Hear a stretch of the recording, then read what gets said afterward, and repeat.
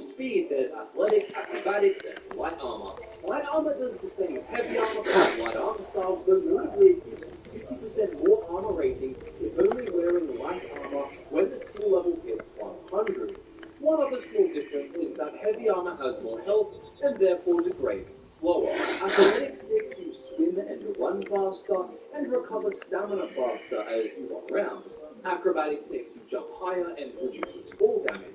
It also allows you to use directional dodges at skill level 50, although these are often more showy than effective.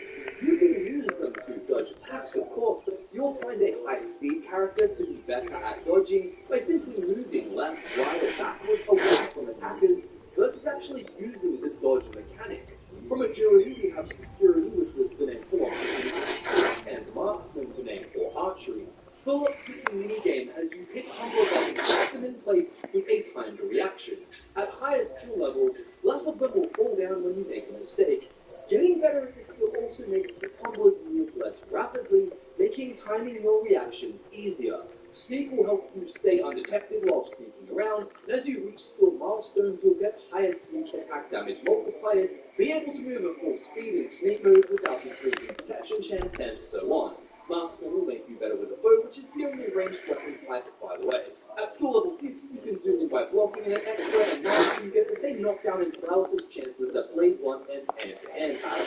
However, instead of needing to power attacks, which you can't do with a bow, there's just a high skill level code block, which is pretty neat. In personality, we have mercantile speechcraft and illusion magic. Mercantile was basically blended with speech in Skyrim and involves how much money you'll make when buying and selling goods. You can haggle with NPCs to get better prices and have more leeway when doing so. Speechcraft affects your ability to get information from people and have their price. It also affects position, which is a changeable score each NPC has, ranging from 0 to 100. When you select the waging minigame icon, you basically just choose from an admire, vote, joke, and coerce to the best score you can, clicking the largest wedges when they align with something the NPC will like or love, and trying to click the smallest ones when they dislike or hate it. You'll have to select all 4 each round so that the strategy field. You can read their response based on their facial expression as you hover over an option. If you can't bother, then you can just drive to the corner. Each substitute understandably feel a little bit useless when you've got more coin, and you can simply use your drive instead. Who knows, driving is more efficient the higher your speech craft is. This position can alternatively be raised with charm spells, which are from the illusion skill. Now we're still talking about a personality-related skill for now, but do note that the rest of the skills will be magic-related, and there are some differences in abilities. In illusion, you'll actually find the paralyzed spell, as well as a spell called silence, which prevents the target from casting spells. Spells to cast or light on self are also here, as are spells to calm, or fear, frenzy, and to rattle. There are also the spells to make creature and humanoid turn a foe to your side. There's Night Eye and also Chameleon, which is an odd spell which makes you semi-invisible, yet you can retain the ability to interact with things like open doors without it turning off like invisibility would. This can be useful if you get really good at illusion and get a potent chameleon spell, especially if you mix it with the chameleon enchantment. But generally for most characters, chameleon won't make a huge difference. If you're good at stealth, you'll be fine, and if you're bad, you'll get detected anyway, unless again, it's really potent. When it comes to now ain't this a this separation of novice being below level 25, apprentice being below 25, journeyman from 60 up to 75, expert from 75 to 100, and master upon level 100 are used. Spells also cost less magic as a the higher the relationship is, and this efficiency is actually exponential. Next up, we have conjuration, mysticism, and alchemy, which will help you boost the intelligent accuracy very quickly level up. Conjuration in the Caribbean is actually not that what you expect, and is a large list of cool entities to summon in battle, providing for much more variety than Skyrim did, especially considering the summon spells added in this Juvenile DLC. There's also no reanimation spells except for a staff you get from the Major Guild story, but that's all I'll say on that. Conjuration also includes turn undead in Oblivion, and summoning a variety of bound weapons and armor pieces. Mysticism is another one that was blended into another skill, namely Operation in Skyrim. In Oblivion, it contains things like life and thesis, both of which are cool but not necessary for the majority of characters. Mysticism also has soulcraft, and on that note, enchanting exists in the game, but it isn't a skill in itself. That said, you'll still need to. With Canva, we can blend presentations together. Simply pick a template. Have the ability to use a magical effect, for example, through having a spell you can use, to then actually use this as an enchantment. Mysticism also has a spell which lets you get rid of any magical duration effect that is currently troubling you, so long as it's cast from a spell. Technically, you can't dispel effects if they're the result of a lesser power or an enemy's enchantment damage. Making it a custom target spell, you can actually use it to help you remove enemy summons from the battlefield and other effects on them like their shield spell. And finally, there's three other effects: Reflect spell, Absorb spell, and Reflect damage. Reflect damage reflects a set percentage of melee damage you receive, whereas Reflect spell is a percentage chance to reflect the entirety. Spell absorption also gives you a certain chance to fully absorb an entire spell. Do note that Reflect damage as a spell can only be gained by getting a power or enchantment with this effect, and therefore unlocking it for custom spell creation. This is the case with a few niche spells in the game, where you can only make them as custom spells after getting access to the effects some other way. Honestly though, this can just make unlocking some unique effects feel really cool. Overall, mysticism isn't really that great early on, and new players can safely ignore it for their first playthrough, but it is one of those niche skills that can make you really powerful later on if you focus on it, particularly when combined with additional enchantments. Finally, in intelligence is alchemy, which is obviously not a magic skill, but it will allow you to gain magical effect benefits through creating potions or poisons. All of these effects can't be found as spells.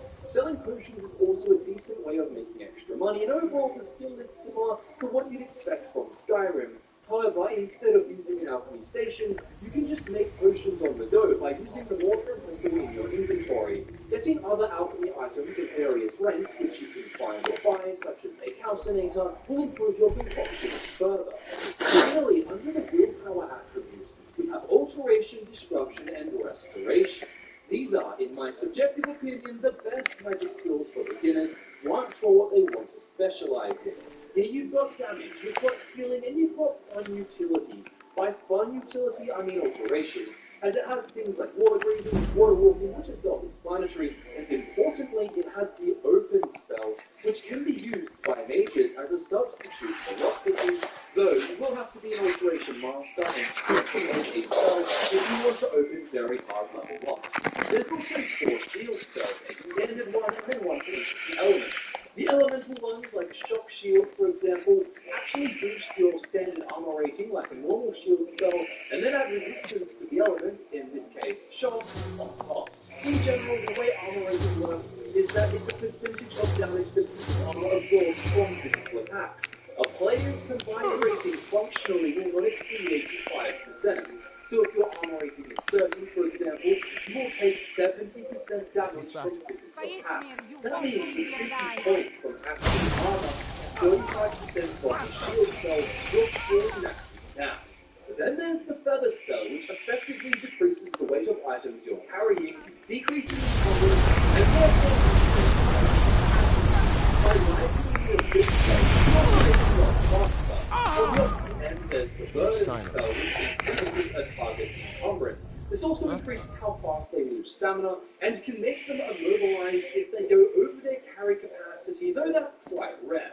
Burn is not particularly effective in most instances, and while you can stack weakness to magic effects on a target to make it work, that's rather advanced. If you've managed to unlock the Drain attribute effect for custom spells, you'd be better off casting Drain Strength, which will make them weaker overall. This is from the Destruction School, which in Oblivion has far more than Frost, Fire, and Shock spells. There's spells to cause weakness to all elements, as well as poison and magic in general. There's spells to damage or drain health, magic, and stamina, and even drain enemy skills, making them less effective at them. You can even disintegrate enemy weapons with armor. Magical Fine, styles strong. in particular are No, quite no. easy This to one's destroy alone on the using road some outside of enemy town. mages rather If you were helpless. willing to retrieve Finally, him, we have or may I trade you some restoration, which is fresh more meat than to you attract might him out think. on the road? In addition to See me at my forge if you need arms or bar, armor. and being able to fortify magic health or stamina can also be used to resist magic and to absorb a variety of things. There's spells to absorb enemy magicka, to absorb attributes like speed so you get faster as your enemy gets slower, and even to absorb skills so you might steal their one-handed prowess as you more effectively use yours to cut them down. Being able to absorb stats, attributes, and skills is awesome. There's also spells to fortify your own skills and attributes, making you better temporarily at whatever you desire. You can also restore any attribute that has been drained and cure yourself of disease and poison, or cure an ally's paralysis. Now that you understand everything involved within attributes and skills, here's those charts from earlier again. If you want another chance to screenshot them to help you pick the race that I'll sounds stay on the most lookout. appealing for the kind Keep of your build nose you clean while you're realize here you outside probably of it. want to play. Having talked through all Staying the safe, spells, I it's hope. worth explaining that unlike Skyrim, where you can equip spells in each hand, Oblivion uses a spellcasting button. This means you can hold whatever weapons you like, a bow, a sword, a shield, or perhaps a warhammer, and still cast to equip a spell. Only one spell is equipped at a time, but you can switch between spells fast if you hotkey them anyway for a fun spell slinger experience. What this means is that various battle mage type classes can work really well. If you want to use armor and a weapon in addition to your magic, why not? Dion, hand it over.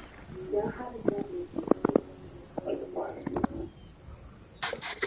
The downside of using a weapon is, of course, just the opportunity cost of picking certain attributes, as you'd have to add points to strength and either endurance or speed, in addition to a preferred magic attribute instead of sticking quite exclusively into intelligence and willpower. But it's not the worst path to take by any means. Mages can often end up being better off by being adorned head to toe in armor, even the heavy stuff. But there is another mechanic at play here: spell effects. Like all things so far, I can really simplify this by saying practically won't matter at all unless you want to use illusion magic often or other new spells that can others at a very high level. Spell effectiveness is established by wearing armor. No armor leads to 100% spell effectiveness. If you wear armor, either the magnitude or the duration of your spells is lowered. If you have a very low armor skill, you may find your spell effectiveness to be around 8%. However, once your armor skill is at level 49, so basically around that level 50 Jones mark, you can maintain spell effectiveness of 95%, only suffering a 5% penalty.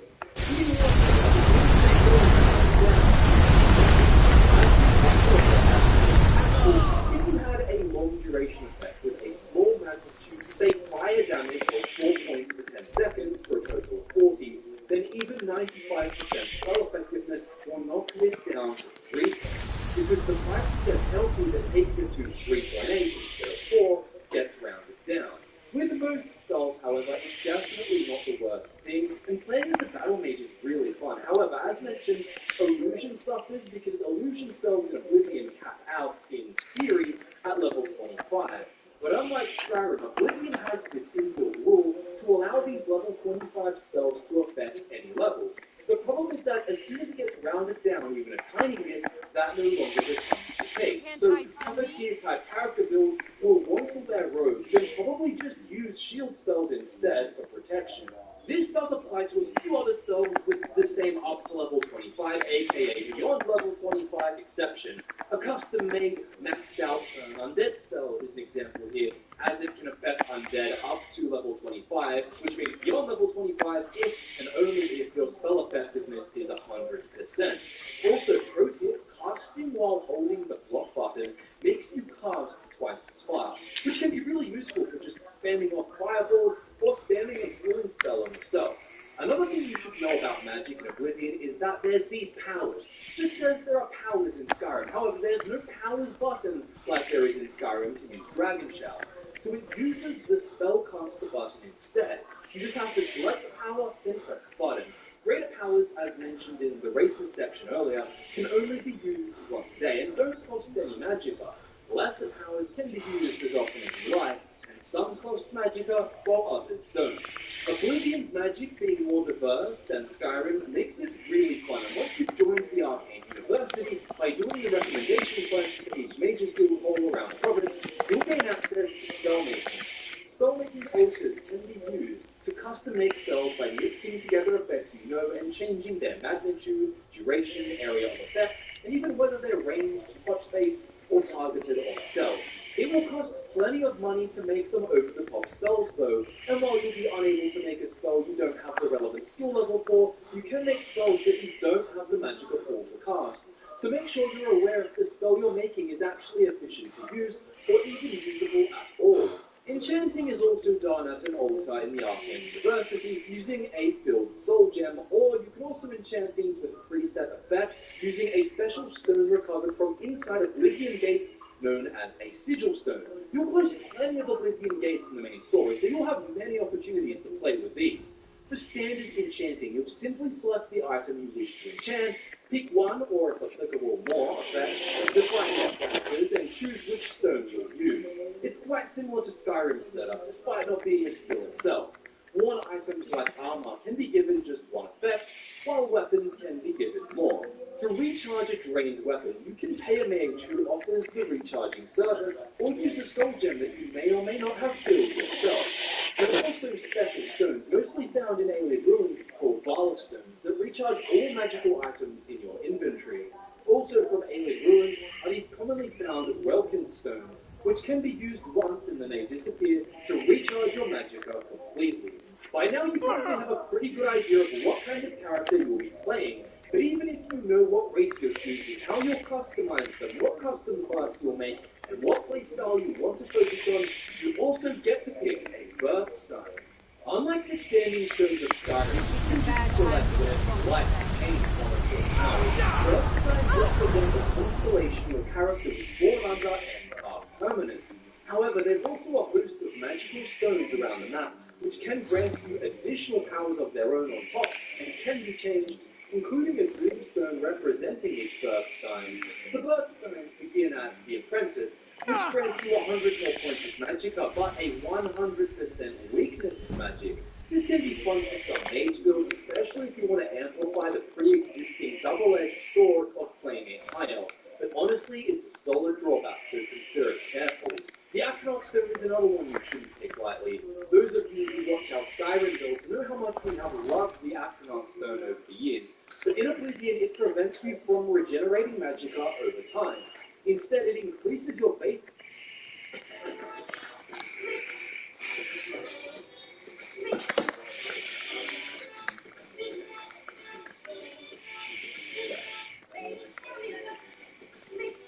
Aren't you worried someone will wander in here?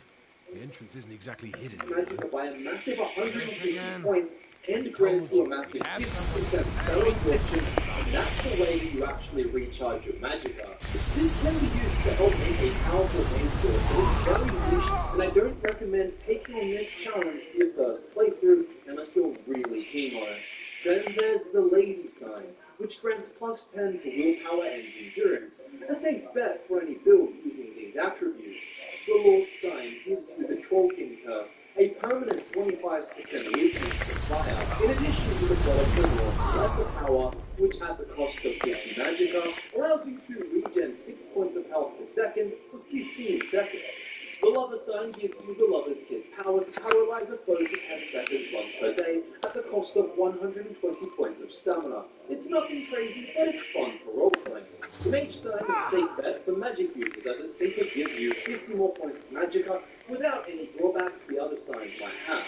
The Ritual Sign lets you cast the Blessed Word Lesser Power for 40 magicka, and it turns undead up to level 25, which as you know from earlier means it goes beyond that. In fact, regardless of if you're wearing armor and what your spell effectiveness is, because technically it's not a spell with lesser power, and it's also not affected by silence.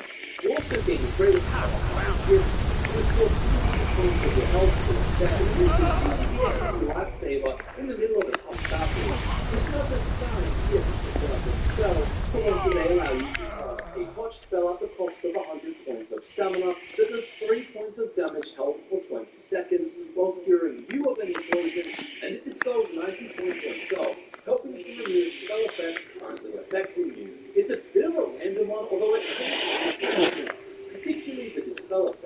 The shadow sign allows you to become invisible for 60 seconds once per day, which is great for stealth builds, especially early on. But sometimes when you become that master of stealth, it kind of feels like you don't really need it anyway.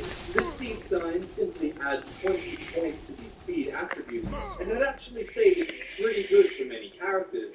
It helps you get around the map faster, run out of the range of enemy attacks by running backwards or to the side, and so on. Some may say it's a convenience sign, but I think it's pretty good, and I think it's useful for any build with a focus on speed. The thief sign grants the most attribute bonus total, but it's 10 points to agility, 10 to speed, and 10 to luck, which is solid for any stealth build, be it thief or assassin. The power sign grants you 2 greater powers. One allows you to open an average lock once per day, and the other grants you 5% reflect damage for 120 seconds once a day. Remember, this is only melee damage, so weapons damage and creature damage, and it's 5% of every hit they land going back onto them. And finally, there's the warrior sign, which gives you a bonus of 10 points to strength and endurance. As you'd assume, it's an easy choice that would benefit any melee weapon wielding build. As mentioned, there are actual stones on the map called Doomstones, and there's one for each birth sign that any player can pick without any requirements. I'll put their effects on screen so you can see what's on offer. Doomstones also only work between 6 PM and 6 AM. There are also stones called runestones that will temporarily bestow you with bound weapons and armor. Another 7 stones called heavenstones can be visited to collect new powers from each one, but there are certain fame and infamy requirements that must be met. And by this I mean a combined total score of both fame and infamy. They're basically just checking you've done plenty of stuff in the game. So what is fame? Well, there's a few other considerations between Oblivion and Skyrim that are worth mentioning. Without going too deep into unnecessary detail, fame is basically a score you can view in your menu that accumulates based on you doing heroic deeds. Infamy is another score that's there that you can boost by doing not so heroic deeds, if you know what I mean. Your fame score will make those characters who are highly responsible and moral people like you more, and your infamy will make them like you less. The opposite applies to immoral characters, so everyone on their side. Some benefits of being able to receive blessings from shrines of the divine can be limited if your infamy exceeds your fame. Another difference between Skyrim and Oblivion relates to vampirism. Vampirism in Oblivion feels more like you're gifted with superhuman abilities than it does in Skyrim. Emphasis on the human part though, as you can't actually turn into a vampire lord, nor can you become a werewolf or undergo any form changes in general.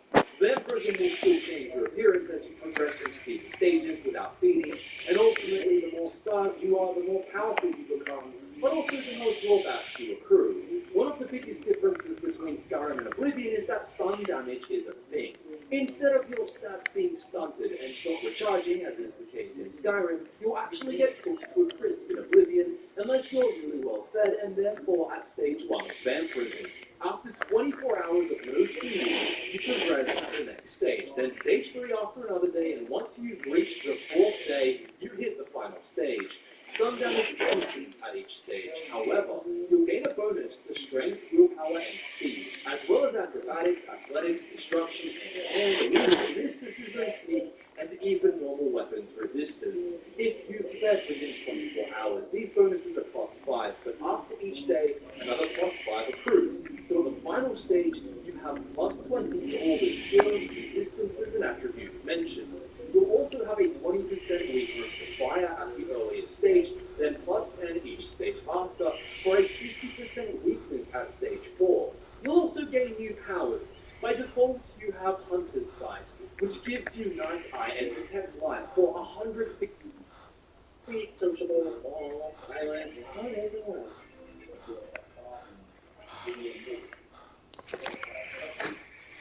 For 30 seconds, it only costs 5 magic at the cost, so you could consider it unlimited.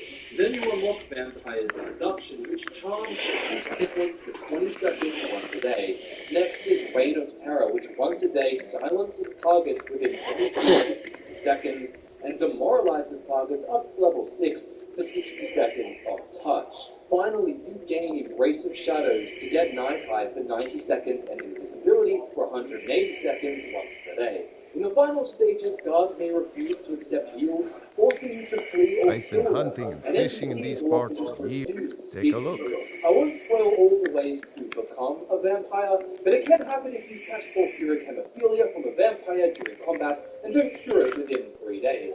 There's also a chance it can happen if you sleep outdoors far away from civilization. All right, The then. quest for curing vampirism begins with the Tyrannus Paulus of the Arcane University and carries on from there, but be warned, once cured, you can't become one again. As far as mounts in Oblivion go, it's all horses just like Skyrim, although there's no horseback combat.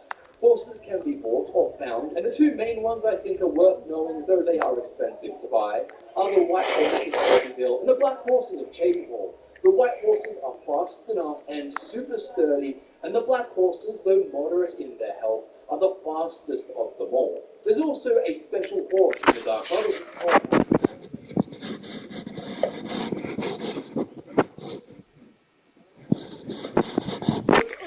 abilities for horses in Skyrim. You can also steal a horse successfully if you mount it without people protecting you, but watch out. For whatever reason, horses can detect you committing crimes and report you to the authorities. I don't make the rules here, so don't shoot the messenger. Speaking of crime in Oblivion, things differ from Skyrim in the sense that your bounty follows you all around Cyrodiil. You can't just escape from one city to another and expect to strike up a friendly chat with the guards. They'll try to arrest you and speak to them, and if your bounty is over 1,000, they'll try to arrest you on sight. As was the case in Skyrim, you can resist arrest, pay your bounty and have your stolen goods removed, or go to jail and serve your time.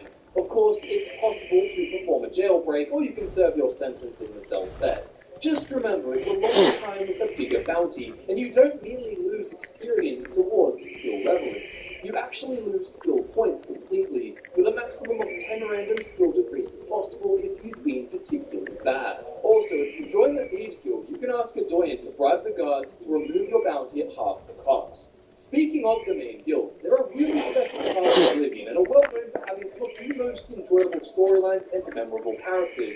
You also climb up faction ranks, which are viewable in your menu, so you can see where you stand in the guild at any moment. Here's some advice on how to join them without spoiling too much. For the Fighters Guild and the Mages Guild, simply walk into any of the local halls and ask to join. What you need to do will be straightforward from there. For the Dark Brotherhood, simply be a murderer, play the game, and they'll soon find you. For Thieves Guild, you're going to want to be in the Imperial City, read one of the wanted posters, and then ask around about the Grey Fox. You may need to find a way to raise a beggar's disposition, if you know what I'm saying. Alternatively, if you go to jail and serve your time, you can be contacted on the way out. It seems to happen for non-violent crimes like stealing. Finally, you can also sign up at the arena in the Imperial City by heading down into the Bloodworks and speaking to Owen. Have fun fighting your way to Grand Champion status. I'd like to touch a little on the main story in the DLC. For role-playing reasons, you don't actually need to get wrapped up in I the main protect story the if you Jarl, don't want to. whoever that You can might keep be. the amulet the Emperor gives you, or just drop it off at Wayne and Priory outside of Coral, and then just go do whatever you wish. You can really just leave this to Woods and decide you do not care about Good to the main see story you. and go do Finally, everything someone else you useful can is around. Side Teach quests, them to and stop guild paying stories, me. DLCs even. Here, However, you deserve as a a reward first-time for your player, service. I'm sure you'd want to go experience You the know main what? quest too, and I I like definitely you. recommend You're it. afraid I to guess get your I should say hands that dirty. there's no need to I rush, hereby but grant that's you all permission up to to purchase you. property As in for Falkreath DLC, Hold. the two Talk to my are steward the if you're Knights of the interested. Nine and the Shivering Isles. Knights There of is the room Nine in my is court for a new just theme. hearing rumors about It's, the attack on the however, chapel of the Bell I in can only... Anvil.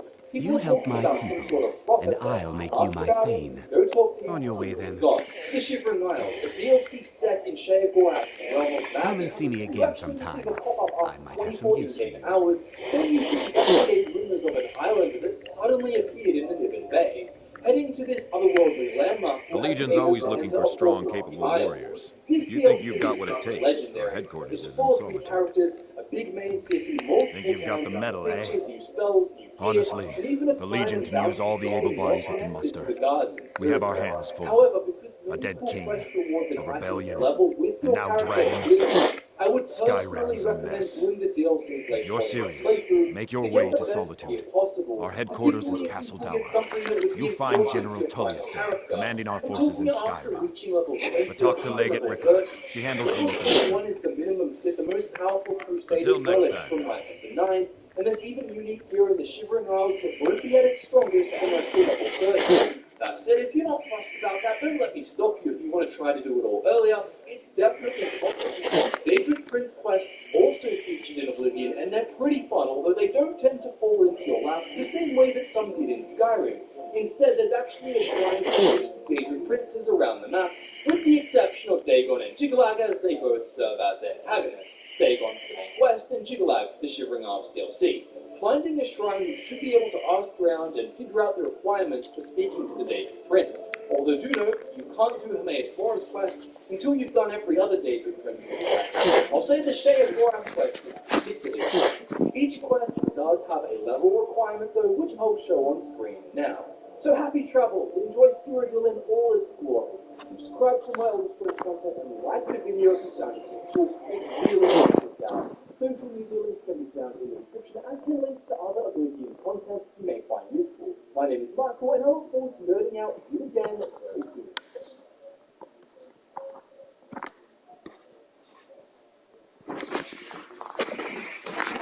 What's going on, ladies and gentlemen? My name is Michael and welcome to Fudge Muppet. I've asked you this question every video.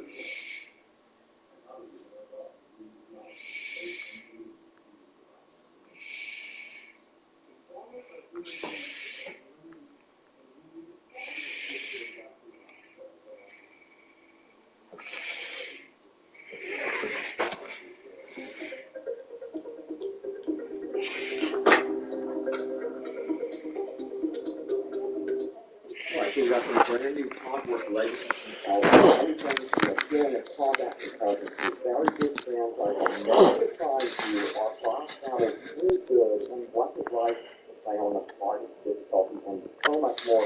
And remember to use the video guide in the description below to skip ahead to info you use because yeah, I know your time is valuable.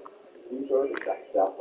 After all, I'm doing a very big next-gen console giveaway, so for PS5, Xbox Series X, or Nintendo Switch, be sure to follow that link in the comments. Good luck to everyone who wins. Alright, so here we go. Let's get into all those juicy Hogwarts details, shall we? So this comes from someone that has been playing the game for quite some time, and guess what? We're also playing the game on the hardest difficulty. So let's get into the first question right here. I was going to say this. How is the combat? Does it feel repetitive? That's a great question. The answer is this right here.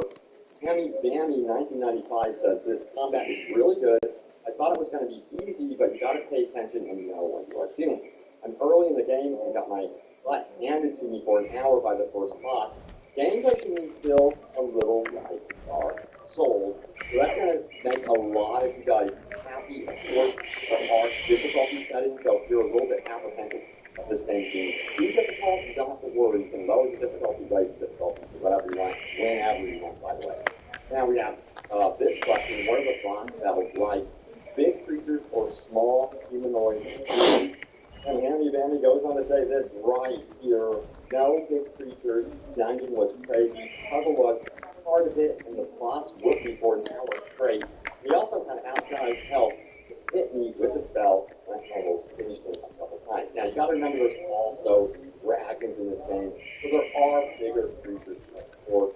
I don't think he has gotten to that part in the game yet, but he also goes on to say this about playing on the hardest difficulty. He says, also another thing, I'm playing the game on the hardest difficulty. When I say it's like a baby Dark Souls, I'm not lying. I won't spoil anything, but I spent an hour fighting the first boss. The CC change it does. All the attacks you gotta roll out the way and can attack when you finally see it open.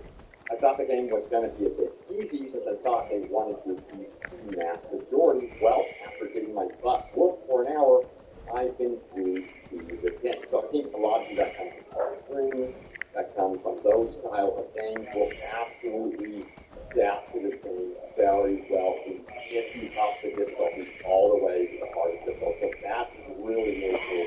Here, now, we have this question here as well. I'm going to say this. How big is the open world? And that makes you look a bit narrow. Part one, again, an excellent question. As you can see here, the game looks fairly big. And let's see what Henry Vandy has to say about it. It says, it looks narrow, it's actually big. I understand how a lot of people get that idea.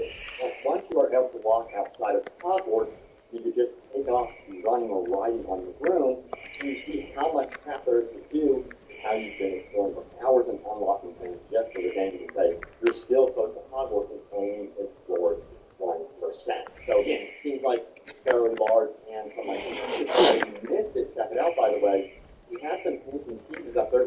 different area that we have never seen before in the previews, and that's a secret with it being very, very tight. Now we have Screen the Gamer official who says, how long did it take to open the free roam outside of Hogwarts, and can you go freely around the world at 9? Another fantastic question. And the response comes from Handy Bam, who says it took me like 4 to 5 hours to actually be able to free roam a bit. So this game sounds like it's going to be very extensive. It's going to slowly introduce you to the story, the characters. I personally love how they really took their time introducing you to the story, the characters, the backdrop. I love that. Now, we have this one. How long did it take to get your wine? Another great question. And the answer is this right here. You get that super early. Intro is amazing and also long. Spend a lot of time in cutscenes and walking around the castle. Then go to Hogsmeade into the shops, get your Bondi Sport a bit. You got one customization like an eagle grip. One grip that looked like something that came out from the abyss of hell. A grip that swirled all the way around your wine. So it sounds like you get some really incredibly unique wine in this game. And to hear that they're customizable, also, that is amazing. And you gotta remember, your character is also fully customizable. It sounds like you can do a lot of things, go beyond just having a cloak or something like that. You have different outfits that kind of mirror and that series. Now, clothes builder, I should say, says this: how long can you get a broom that can fly around? Also, I'm so jealous of you. I'm a PC player. I know if you guys heard the news about PC players, or if you missed that, by the way, check out my video about what's going on with that controversy. Now, Danny says you get broom early on also, just as you get the wand early on. So within the first couple hours, you'll have access to your broom, so no big deal. It's not like you're going to get the broom on the 20th hour or something. Now, this here, how many hours do you think that can take? I'm expecting 60 hours of campaign. And now, I love this particular world. So anyone wants to pretty much stay in forever. Henry Vanley goes on to say this, in his opinion. They got the main quest set up. I can honestly say if I rush this game, it'll take me a good 40 to 50 hours to beat. But if I want to do everything, like even when you get to certain levels, do the side quests, you're looking at an easy 100 hours. That does seem to be the case. If you're a Class A truck driver looking to make up to 180 bucks, you're in the right place, really. Because I've been hearing like 80 hours to do everything, 100 hours, so it's going to be dependent on your style of play. If you're like going to be speed running it or whatever, or it's going to be taking the time out to really enjoy the value with this. A jester, funny suit and all. Just north by the Laureus farm. Had a coffin and a cart with a broken wheel. Nice to see him laugh his way out of that. And you have different color lines. I've not seen the option pink. I know that. Sounds like you've had So quite yeah, the I journey. think they're going to keep it kind of realistic, trying to take the Harry Potter universe. Need something? Now, Where do you want to go? Says, I'd like to hear some balanced thoughts, not as a Climbing back. People saying it's amazing, it's perfect. Sounds like fanboys and then typical funny news. Have you ever met one of them cats? That does I think they called themselves. a lot of excitement around the game when it initially releases. And yeah, this right here, it came off that way, but I can only say so far, the only balance I can say is needed is the first toss. Every time he was low, and land himself from outside the area we were fighting, that was knocking me on the ground for him to slam his big butt on me. So I died a lot during that, and not a warning or signal to let me know it was coming right early. Speaking for myself, so I can come off fire. Well, again, you know, it might be that he's still learning the game as well. It sounds like, you know, has more time to really get used and then exploded. What did you do? It was a minor miscalculation. I've already corrected it for future experiments. This is why people have a problem with your college. What I've seen with the actual combat, looking good, you know. Now we have this and Tony because it's confirmed you can actually sit in the game. This might not seem like a big deal to most people. You know, you guys know that I have covered Cyberpunk, and it's interesting. One of the most fantastic features from that game is just the ability to sit lounge around. And I guess people find that really, really important. Well, guess what? You can sit in this game, you can line your bed, whatever you want to do with that. So to me, it shows that they're willing to pay attention to the details. Now, if you're wondering, is there going to be romance in Hogwarts? Right, if you will, it's finally confirmed there will be no romance in this game, but you will be able to develop those friendships. So that's pretty cool. It's not going to be like a cyberpunk in that way. Of course, so don't expect a full-blown romance experience. Right. And as always, I love reading your comments from my videos, so I'm going to go over your top comments. Before we do that, remember, check this out right here. That's why I'm doing a very big next-gen console giveaway. So for a chance to win a PS5, Xbox Series X, or Nintendo Switch, be sure to follow that link in the pinned comment. Good luck to everyone who wins. All right, so the first comment comes from it's your boy Apollo who says this. All right, then. Things to be perfect, to be asked, things to be fun, and work hard. I'm going to say that gaming companies have forgotten this. I agree. It seems like a lot of these gaming companies just have this weird template that they go off of what should be successful. And I'm happy when gaming companies go outside of the box and take risks. That's where you get a lot of these uninnovative things, in my opinion. All right, then we have Need Ken something. the Bird, who says, why not land on rooftops? Maybe Safe because travels. it's going to walk on the rooftops and have a 99% chance of falling off that roof. The only thing I hope is that it brings the nostalgia of Chamber of Secrets and Prisoner of Azkaban games. Yeah, I hear ya. I still wish I could walk around Winterhold on belongs to rooftops. Skyrim, not the Out here, Imperials nothing like that. or the Mages. This thing, or the there is an area, tower that you can walk on. Cross the bridge at your own peril. The way is dangerous and the gate will not open. You shall not gain entry. I am here to assist. And if, in the process, my presence... The more important question is, why? Perhaps. But what is it you expect to find within? It would seem that the college has... Not just anyone is... A small test, if you will. Excellent. A standard spell for one skilled in destruction magic is the... No? Well, if you think you... Or you can try your luck with one of the court wizards around Skyrim. They also sell... Here you are. Now I'm anxious to see you cast it. Now, Steven says this right here. Keep in mind that people who are trying to stream this and play this early... Winterhold's glory days. Well done indeed. I think you'll be a superb addition to the college. Welcome, apprentice. I hear you on that. I'll lead you across the bridge. Once you're inside, you'll want to speak with Mirabelle Irvine, our master wizard. Please, follow me. Or most of the people that do have the thing currently, I'm assuming No that matter is what, like the college. She's the master wizard here. You do well to remember that. You're hearing about switches and things like that. Yeah, Take a look. there'll probably be further passes, but don't expect the tank to be absolutely 100% perfect. Which is okay. Lofty says this, I think one of the first mods will be fitted.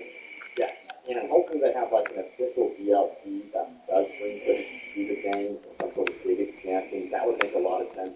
I can teach you, but I won't be held responsible for what you do with the knowledge. Tournament and the changes of that on off the field, I guess we'd say. I think that's cool. Third Samuel says the following. I never expected perfect this was. This will be Avalanche's first big game. I've been expecting a 6 to 7, 10 games the entire time. Much knowledge lies within the college's walls. I'm really at that. I'll be pleasantly surprised. Smart man.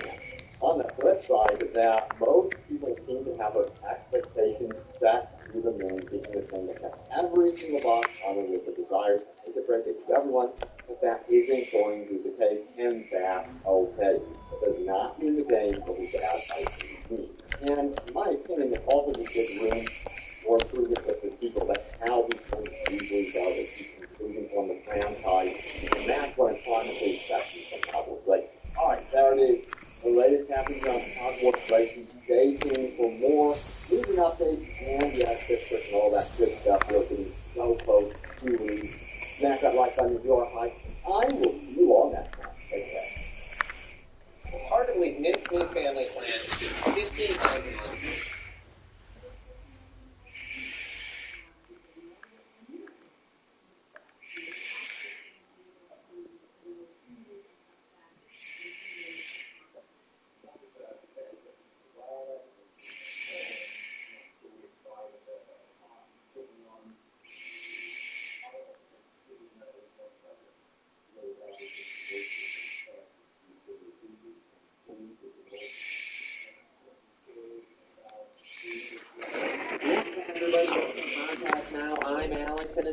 video, I want to go over my final 8 predictions for Hogwarts Legacy. Thought I would use a different number than maybe something else you would see on YouTube. But let's get right into it. These are going to kind of be a mix of maybe some bold choices, bold predictions, along with maybe not so much. And we'll see how many I get right by the end of the game. And the first one is going to be the origin of your character. So my prediction, pretty simple. I'm not going to cover every single aspect of it, but I'm going to predict that you never had powers until you did. Something kind of like a ripple thing throughout the Wizarding world, and it affects you.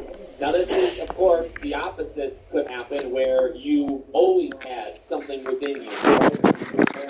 Hid it from you, the world hid it from you, all this kind of stuff. Was a Harry Potter kind of thing, right? So I'm going to kind of go with the opposite and say, literally, you were a muggle, you had you had nothing, you were literally just a normal person, until all of a sudden you weren't. That is going to be my first prediction. Second prediction is this game does in fact take place in 1890. Now you can say, well, Alex, that's a ridiculous prediction because this one seems the most, plausible. Or even you could say it's kind of been confirmed. I think so. I think there's been more debate, though, in the Hogwarts Legacy community that it's quite possible that that newspaper that's handed to you and big in the carriage. So when we all saw this, I think we all assumed, oh, well, this paper, the paper that's handed, was published that day. Like you're talking, and then you get the newspaper, and it's like, hey, look what just happened in the mail, today. Look what's going on in politics. And I think that's what a lot of us assumed. Now, the Chudley Cannons poster, and just the general idea that it doesn't have to be in 1890 has always kind of been there. Now, I do think it is a very safe bet. You only, in my opinion, have 3 years to work with, and that's 1890, 1891, and 1892. 1890 obviously makes the most sense because of the newspaper. 1892 makes the least sense to me only because of Albus Dumbledore, right? You can maybe make the argument because of the Chudley Cannons poster, but because of Dumbledore starting school that year, and this game literally being a very selfish game, and the right way, being literally just about you, right? They've said that multiple times. This game is your game. It's not Albus Dumbledore's game. He's not going to because if you put him in the game, he's going to kind of one-up you, just for the fact that he's in the game. I think we would take a lot of eyes off of you as the main character, and I think because of that, that goes so against everything that they've said that they want this game to be. So, I guess in that way, I'd even throw that year completely out. 1890, 1891 at this point. So either you're being shown a newspaper that's a year old, because it's September 1st, I believe, 1890, which is when you go back to Hogwarts. So again, it makes a lot of sense that you're literally on your way to Hogwarts for the first day of school, you're handed the newspaper of the first day. I think that makes sense. Number 3 is that Rookwood and Ramrock are the only main villains in this game. I want to make sure it's named, right? Because I do think, like, the poacher group, and I think there's kind of enough evidence, the poacher group is like a faction. They may have a leader. I wouldn't be shocked at all. I don't see this from like a game perspective. You're probably going to have other bosses. And it's not even for certain that you can fight Rookwood and Ramrock in a 1v1 and do like a duel. It could happen, but you imagine you're going to have more than just those two. So when it comes down to who's running the show, who's the true villain of this game. I know there was always the theory, maybe there could be a third one. I've kind of run with that theory for a long time. Maybe there's a third villain kind of above them. I wouldn't be surprised if a villain was teased for like a future game, that there is something more menacing out there in the world, and these two, aren't that bad. They're bad at the moment, but they're not that bad compared to this other guy. I think that's possible, but I think in terms of, again, who's running the show, who's the two villains in this video game, is Ranrock and Rookwood. And so that goes right into prediction number 4. I'm going to predict that Rookwood is going to turn on Ranrock. Now, it could go either way, and I'm honestly up for either of them. I saw a lot of people saying, well, what if Rookwood actually would become the main villain? Because I think if you were to organize these two, Ranrock is like a 1A, and then Rookwood's a 1B. I don't know if I would say they're like 1-2. Like, one is clearly a lackey. Kinda, but I honestly think they're going for literally a 1A, 1B, where they're, the A is bigger and more menacing or whatever. They are kind of driving it, but the B is pretty important, and you could maybe even argue just as important, right? That's what I think they're going for. So with that being said, are there going to be some disagreements? Well, we've already seen a scene where they don't seem to be getting along, right, in that first state of play. So, what if, by the end of the game, that's why I said, there's no guarantee you'll fight Rookwood and Ranrock 1v1. It's possible, maybe you fight Rookwood 1v1, you don't kill him, nothing happens, but he actually turns on Ranrock, and maybe he's part of the reason why Ranrock can be defeated at the end of the game. So that I would say it's pretty cool, but I'm going to go for that one, that Rookwood is going to turn on him, and maybe that would even lead to his demise. Prediction number 5, this is probably the biggest one, right? This is the make or break. The game will take place over one school year. That's going to be my prediction. Not 2, not years 5, 6, 7, not years 5, 6, just 1, years 5.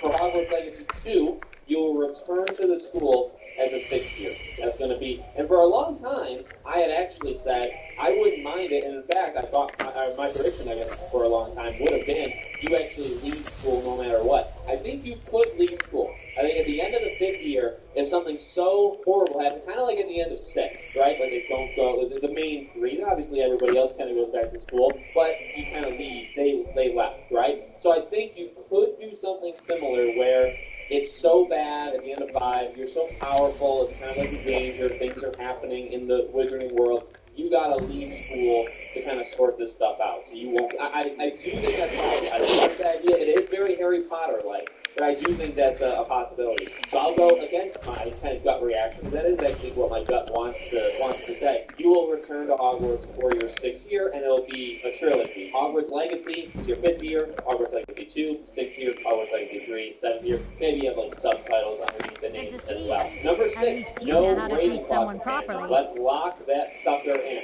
Now, let me make it very clear. Welcome to the college. For some Another godly reason, always get mad. I'm surprised at how many of you there are lately. Well, first you'll need these. While you're not required to wear them, you may find them more to your liking than your current I don't clothes. think there's going to be a Ravenclaw companion in the same way that we have for 3 others. So Sebastian, Poppy, and Nocti.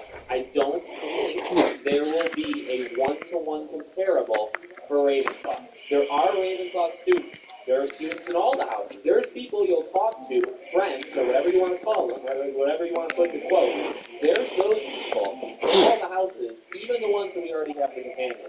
But I'm literally saying these companion quests, when you're going to go on these long storylines with these 3 characters, and they'll also make their way into the main story, right? There won't be that for Ravenclaw. Now, that's not a statement, that's a prediction. I don't think there'll be a Ravenclaw student that you go on, like say a 5 quest line with that you do for Poppy and not, and these are again all predictions. I don't think there'll be that. I think there'll be Ravenclaw students that you'll talk to, maybe do some fetch quests for, they'll make their way in the main stories. I don't think there'll be a comparable to the other 3. And whether or not you want to make that be called a companion or not, that's totally up to you. I've said my piece on it. Number 7 is a Merlin one. So this is kind of vague, and maybe I can explain a little bit more as we go on.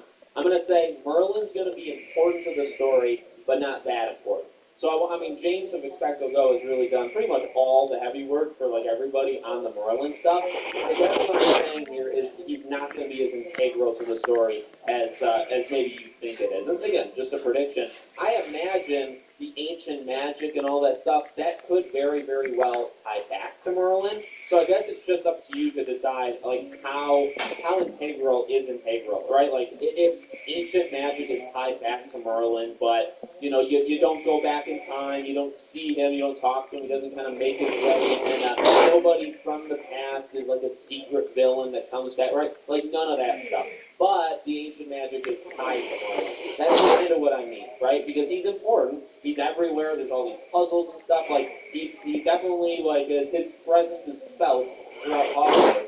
But he's not going to be, like, some super integral part to the main story. And my last prediction is I'm going to predict there's going to be 2 major deaths, at least 2, by the end of the game. So this is kind of going down the Battle for Hogwarts kind of road. Whether it's a legitimate, like Deathly Hallows Part 2, you know, Battle for Hogwarts, Deathly Hallows, or for the book, right? Whether it's like a literal huge war at the school or if it's something else, I will predict whether it be student or teacher. Now, I've said this before. I think that teachers have a higher likelihood of dying versus a student. So I'm not sold on one of your companions, say, dying. Like if a Sebastian died. Now, it's possible, and I think that would be pretty powerful. But I'm not sold on it. I think and that's why I say 2 major deaths. Doesn't really matter who. I would say I wouldn't include Rookwood or Ranrock. I don't even know if they would die. Maybe one of them, I'm not 100% sure, but I'm talking about like the good guys. So maybe like a Professor Fig, maybe, some sort of professor just throughout the game. That's kind of what I'm talking about. So I'll say 2 of them in all. And there you go. There's my 8. I'm sure I could come up with more. Maybe we can talk about some future live streams or something. But let me...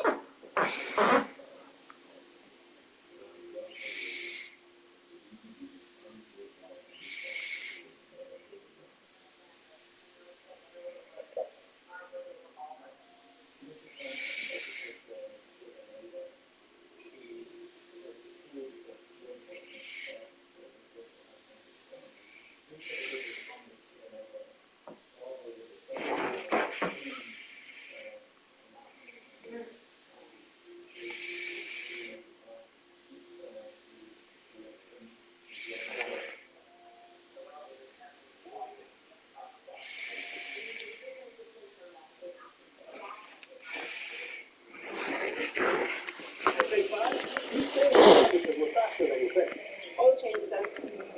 That was so fast I didn't even have time to finish reading these letters. You're welcome. Take 5 to stay in your car, 10-minute oil change.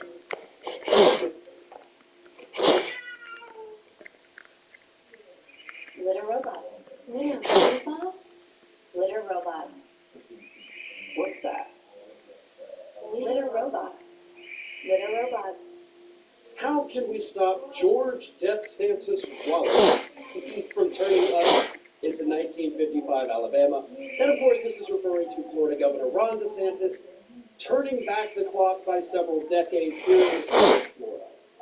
And the answer here, of course, seems obvious and silly to almost say it out loud, but it is, we have to get him out of office. We have to move beyond these Republicans down here in the state of Florida, who have, by the way, had a stranglehold on this state for more than 25 years. That's easier said than done now, isn't it? You've got the Democratic Party in the state of Florida right now in total disarray. There's actually been a lot of stories about that in the last few weeks. And the reason for that is because they don't know what the hell they're doing. Right? I mean, Florida's supposed to be a swing state, according to all the smart people out there doing analysis, but it's not. It's a deep red state, and the reason is because the Democrats have this job of having their own party in this state. Whether it's Debbie Wasserman Schultz, whether it's putting up tired and horrible candidates like Charlie Crist, the former Republican governor of the state of Florida, and that's who became a Democrat in this last year's election. Yes, he's going to get rejected because he was already rejected by both Republicans and independents. What do you think the Democrats were going to do? So until we fix the Democratic Party here in the state of Florida, I don't know that we can get rid of DeSantis to, of course, undo the horrible policies that he has put in place. When I say the horrible policies he's put in place, obviously I'm talking about his attacks on the schools, his attacks on the LGBTQ community, his attacks on, books, and his complete lack of action on economic issues here in Florida, on housing issues, letting over 80,000 Floridians die of COVID because he wanted to prove a point that they're the free state of Florida. People are dead. How free are you when you're 6 feet under a pile of dirt, Ron? I don't think that's very free at all. You've taken away those people's freedom because you took away their lives by not protecting them during a pandemic. But his policies are going to stay in place until and unless the Democratic Party in the state of Florida can get their act together, can come up with good candidates, can come up with good messaging. So until then, it is what it is. And that's the worst, most terrifying thought of all. We are stuck with this. Republicans outnumber Democrats in the state of Florida. As I said, this is no longer a swing state. Hasn't been for a while. And it's getting worse. Republicans are doing better. Democrats are doing worse. So there may be a big shift here. Florida may be lost for the next 20, 25 years. Maybe longer. At current trajectory, it certainly seems like the Democrats are in for constant shellacking here in the state of Florida. But they've got to figure out what they're doing wrong, which is, bad candidates, bad messaging, not spending money where they should. Otherwise, it's going to keep devolving here to where 1955 Alabama is going to look like a futuristic world, because we, down here in Florida, will be stuck in 1845. Thanks for watching. And if you like this episode, don't forget to like, share, and most importantly,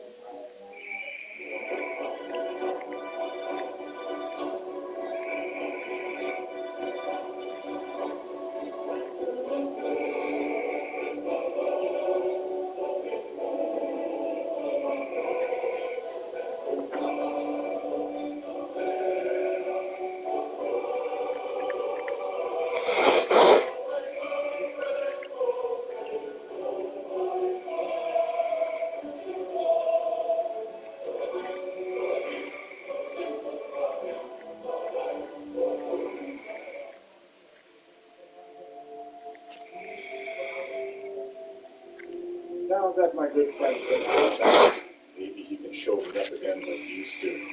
He always was good with that Edwin Poe of his. Ridiculously good. But since my memory loss from that attempted murder he tried to do to me, I'm just not as good as I used to be. The priest of Kinneret did tell me that my memory would return in time, but it could take months. Whatever my own mother did to help heal me, I've not lost any memories since that day. Because before it, at that point in my life, everything was coming and going. I hardly knew where I was or where I was anymore. Terrible. That was dark times for me. I still don't feel right, since whatever it was hit my head. Maybe I fell off my horse on some jutting rock. I don't wear heavy armor, so my helm wouldn't protect me too well from a fall onto something. Inigo, I cannot believe you tried to kill me. What does this world come to when you can't even trust your best friend? However, he seems very eager to atone for what he did, and putting himself in prison for several months. Well, I trust the backstabbing cat. I will be cautious and vigilant, but I did wrong. I feel that having him back on my side, everything will be better from now on. Two of us can change the world. Wait until I tell him about being Dragonborn. So, you got me outside of Riverwood. See, I don't even remember getting that far. All I remember was seeing Skyrim for a while, taking in its beauty, and then waking up in the temple of Kinneret in Whiterun. Memory can be a funny thing. Mother told me as she healed me. I had the impression she was trying to say more to me then, but I wasn't quite up to getting it either. I think she was trying to tell me something about what happened between her and father. But, since then, things have only improved in my head, my memory. I am starting to feel more like how I used to, but it's still not there. I finally began finding me. That mage inside of the barrel was a bounty hunter. I know there was no letter on him that I could find. Maybe he memorized it and discarded it. It was an Altmer mage after all. They are known for their excellent ability to remember, especially when it comes to magic. I guess I'm just of the mindset that anyone out to attack me for no apparent reason is a bounty hunter. Maybe he just wants to kill a Nord and came across me. He didn't seem like a bandit.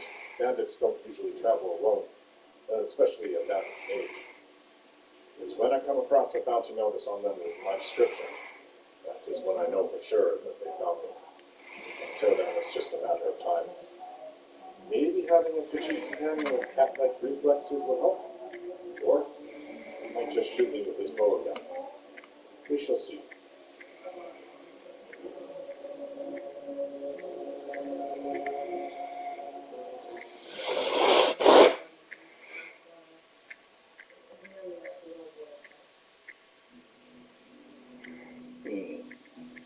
think we're going to go, well, we're just there, right when we turn south to go to Richton.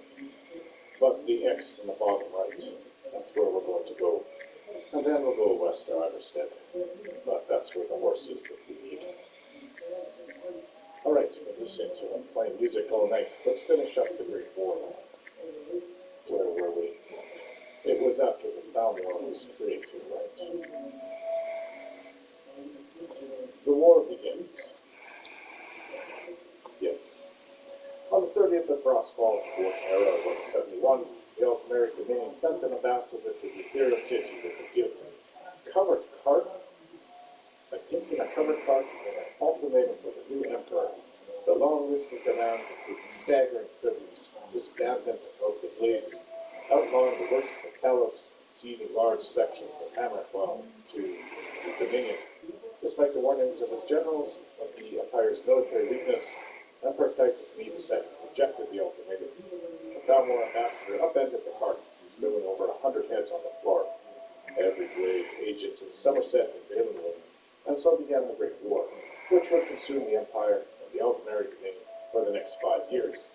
Within days, Altmer armies invaded Hammerfell and Cyrodiil simultaneously. A strong force commanded by the Thalmor General Lord Narrowfin attacked Cyrodiil from the south, marching out to hidden camps in north and elsewhere, and flanking the Imperial defenses along the Valenwood border. The Leyland soon fell to invaders. Overhill was cut off and besieged. At the same time, the Altmer army under Lady Aranella crossed into western Cyrodiil from Valenwood, bypassing Anvil and Tavach, crossing into Hammerfell. Smaller Altmer forces landed along the southern coastline of Hammerfell. The disunited Red Guard forces offered only scattered resistance to the invaders, and much of the southern coastline was quickly overrun. The greatly outnumbered Imperial legions retreated across the Elixir Desert in the now famous March of Thirst. Fourth Era 172 to 173, I was born in 174. The Altmer advanced into Cyrodiil. It appeared now that the initial Altmer objective was, in fact, the conquest of Hammerfell, and that the invasion of Cyrodiil was intended only to bring down the Imperial Legion when Hammerfell was overrun. However, the surprising initial success of Hammerfell's attack led Thalmor to believe that the Empire was weaker than they had thought. The capture of the Imperial City itself and the complete overthrow of the Empire thus became their primary objective in the next 2 years. As we know, the Thalmor nearly achieved their objective. It was only because of the Emperor's permanent leadership during the Empire's darkest hour that this disaster was averted. During 4th Era 172, the Altmer advanced deeper into Cyrodiil. Reveal and Anvil both fell to the invaders. By the end of the year, Lord Narrowfin advanced to the very walls of the Imperial City. Welcome, Where welcome. We were there were just great Please, passes stay and listen. along the Nibelungs. So, as I was saying, the first thing to understand is that magic is, by its very nature, volatile and dangerous. Unless you can control it, it can and will destroy you. Sir, I think we all understand that fairly well. We wouldn't be here if we couldn't control magic. Of course, my dear, of course. You all certainly possess some inherent natural ability. That much is not being questioned. What I'm talking about is true control, mastery of magic. It takes years, if not decades, of practice and study. What are we waiting for? Let's get started.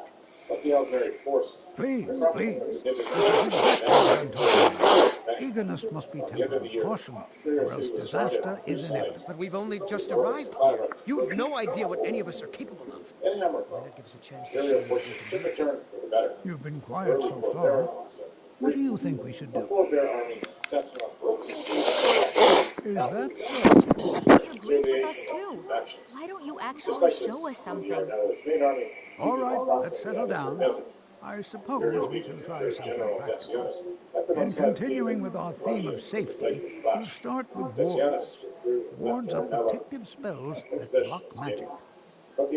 I'll teach you all a ward, and we'll see if you can successfully use it to block spells, all right? Would you mind helping me with the demonstration? Are you at all familiar with ward spells? That's all right. Now, if you'll just... Decisive victory and the war once and for all. During the spring, Over there, please, just opposite me. Wouldn't want any mess. reinforcements gathered Now, in cast the southern ward Cyrano, spell and keep it well, up. for the second season, they launched a massive assault on the Imperial city itself. Hold still. One army goes north to Excellent completely work. surround the city. Well, I think Main this force is an attacked the walls excellent from the start. south, I'd east, like you and all to... west. The Emperor's decision to fight his way out to the city rather to make the last stand was a bold one. No general has Continue dared to practicing rise with ward. and abandon the capital, but Titus II was proven right in the end. About 8 legions fought in desperate and doomed rearguard action on I the walls think of the perhaps city. we're ready to begin Titus II exploring broke some up of the the city various from the north with its applications main of army, magic throughout smashing history. through surrounding The it. college has As the undertaken a military forces fascinating went to get excavation in the reinforcements ruins of marching south Sawthorn from nearby. Skyrim It's under an... General Jonah. Meanwhile, however, the capital fell. The Christmas Sabbath in the Imperial city began. The Imperial Palace was burned, and the old tower itself looted.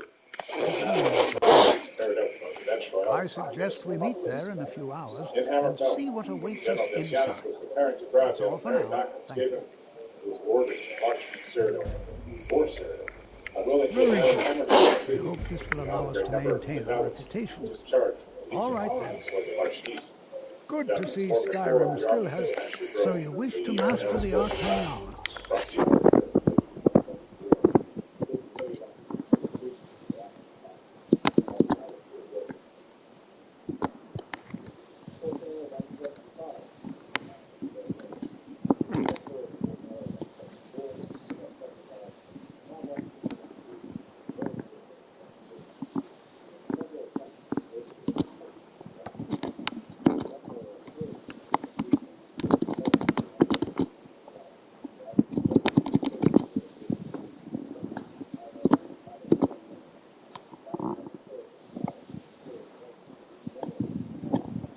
Divided his forces into three. One army, with the legions from Hammerfell, under General Decianus, was hidden in the roving highlands near Coral. The Altmer is unaware he is no longer in Hammerfell, possibly because the Imperial tactics Decianus had left behind. Yeah! Still faced the Imperial army.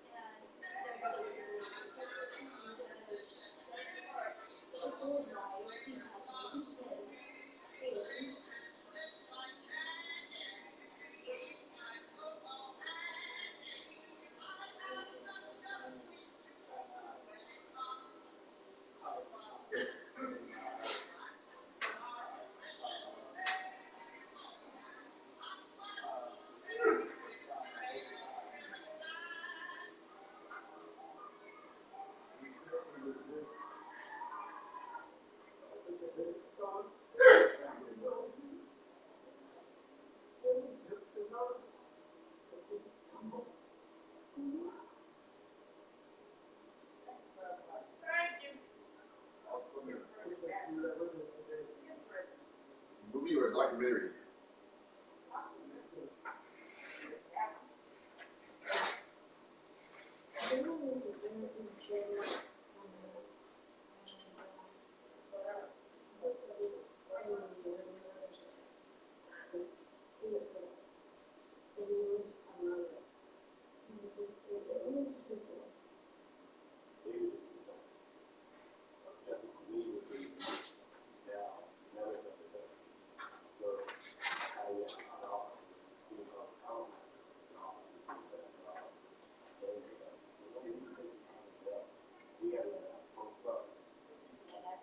watching a program about that game I'm going to get next Friday.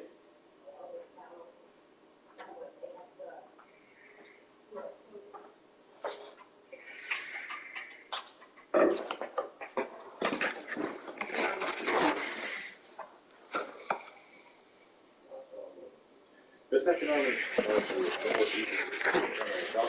Yeah, took up positions in North. The army was led by the Emperor himself, would undertake itself the Paracity in the north. On the terrace that rang down in Kentucky battle, the Red You know, this is one of the very few places where you can receive a real education. Legionnaires go south along the Red Ring Road. In a 2-day assault, Gama's army crossed the river and advanced west, attempting to link up with Decianus' legions and thus surround the Imperial city. Lord Narrowman was taken by surprise by Decianus' assault. I think my parents reserved a spot for me here at the college on the day I was born. Skyrim could not be more different from elsewhere. But magic is the same no matter where you go.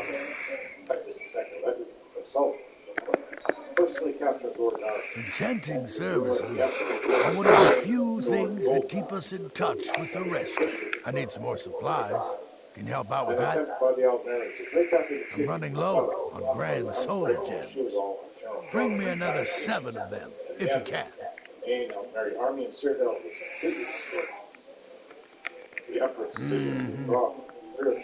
Jezargo will go wherever he can to learn more. If there are any problems, let me know. It's my job to keep them.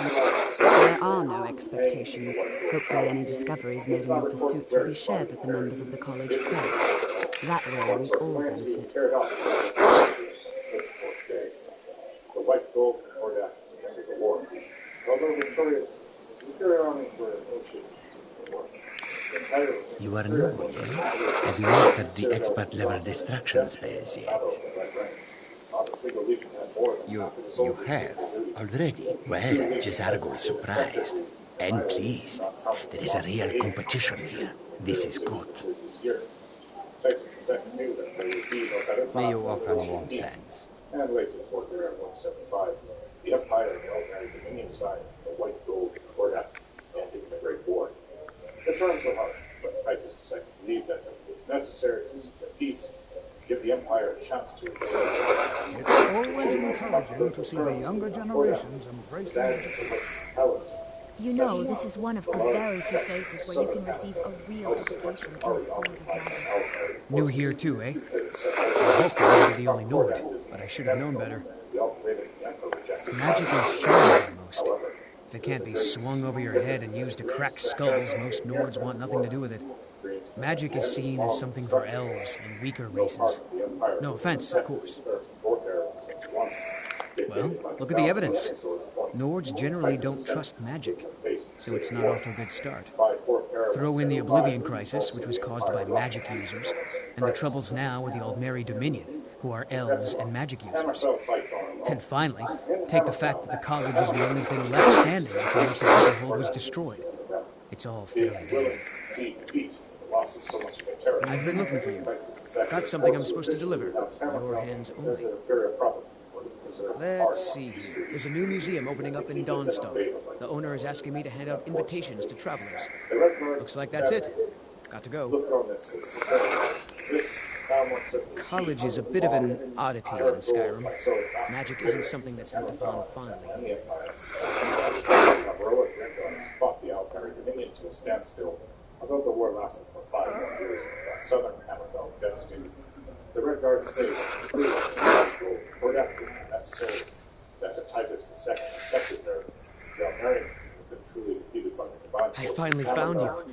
I want to join the College of Winterhold, but I need help with my wards. Can you teach me? Really? Great. Okay, so first, you raise your ward and I'll throw a spell at it. That way I can see the right way to do things.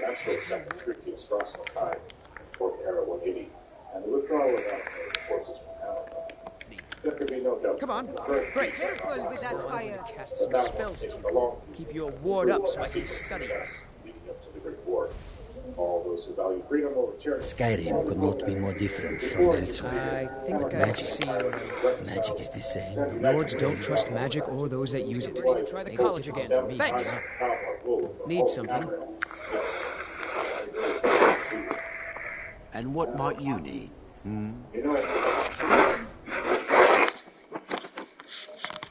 owner of Minimal, I always want to find ways to save you money. So let's meet the barely paid folks. They say the college has been snooping around Sarkar. Mages invariably. Very funny. I'm sure you've noticed that Winterhold isn't exactly overflowing with people. So I'll sell whatever I can. If it's worth putting a price on, you can bet I'll do it. I've been burned a few times, made a few bad deals, but mostly I come out on top. But I can see why. Wasn't by choice, options were in short supply. Without the coin to pack up and leave, I decided to take to trading. Some may call this junk. Me, I call them treasures. Mind if I ask you something? I hope I know the answer.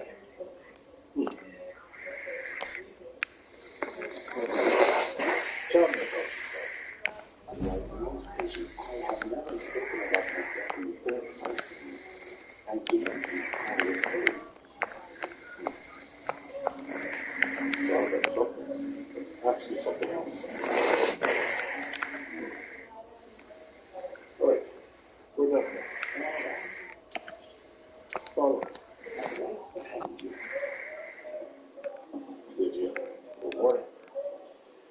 Well, I think I have to go and sell all this excess sleep that I picked up. Right then. We'll come back. Place.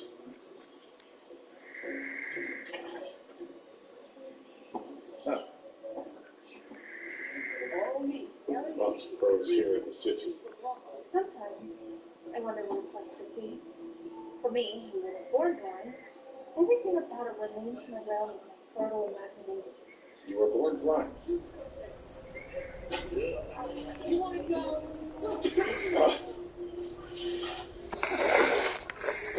Think it's another bounty hunter?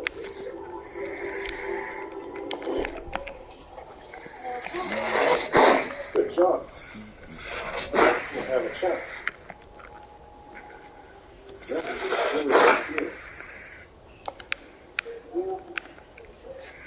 I rolled up a scroll.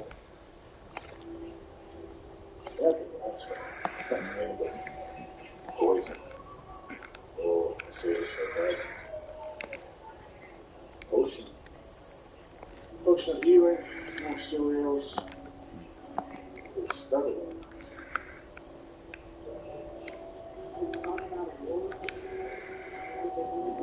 Well, I don't think it would be so brazen unless it was about it's the role of books. If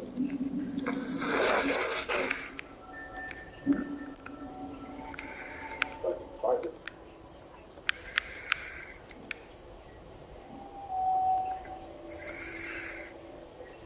What follows is a small line of the role consisting of name, aliases, and description, crude drawing on my face.